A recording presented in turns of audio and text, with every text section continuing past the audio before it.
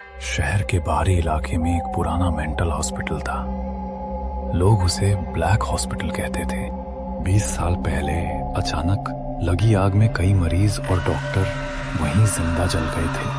तब से अस्पताल वीरान पड़ा था, लेकिन गांव वालों का कहना था कि रात को वहां से मरीजों की चीखें और स्ट्रेचर घसीटने की आवाज आती है। अमन, जो हॉरर डॉक्यूमेंट्री बनाने का शौकीन था, अपने कैमरे के साथ उस अस्पताल में गया।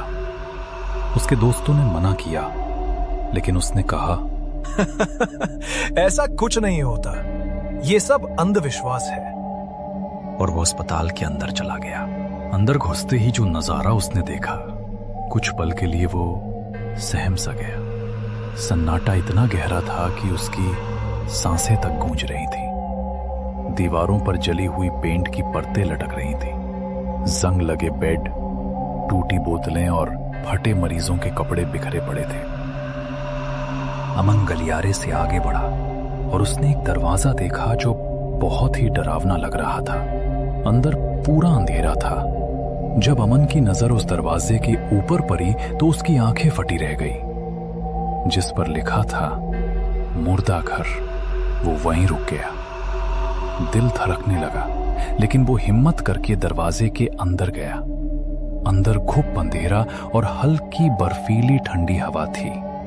लोहे की अलमारियां लाइन से लगी थीं, जिनमें डेड बॉडीज रखी जाती थी। तभी अचानक एक अलमारी का दरवाजा अपने आप खुल गया। अंदर कुछ नहीं था। डर के मारे जैसे उसकी सांसें ही रुक गई हों। उसी समय उसने सामने से किसी को उसकी तरफ रेंगते हुए आते देखा। आंखें बाहर निकली हुई, जली हुई त्वचा, मुंह से लगातार खून निकल रहा हो और आधा चेहरा पिघला हुआ। अमन डर के मारे वहां से भागा और भागते हुए दूसरे कमरे में जाकर छुप गया। लेकिन तभी उसके पीछे किसी ने फुसफुसाया, तुम्हें यहाँ नहीं आना था, अब तुम भी हमारे साथ यही रहोगे। उसने पलटकर देखा।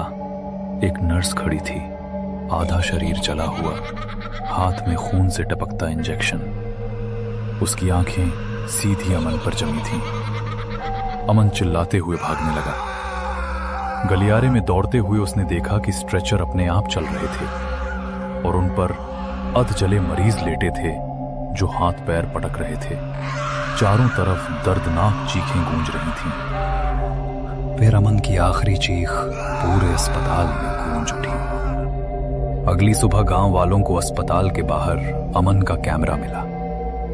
गांव वाले कहते हैं, अब मरीजों की चीखों के साथ एक और चीख सुनाई देती है, अमन की, जो कभी उस अस्पताल के बाहर नहीं आ पाया।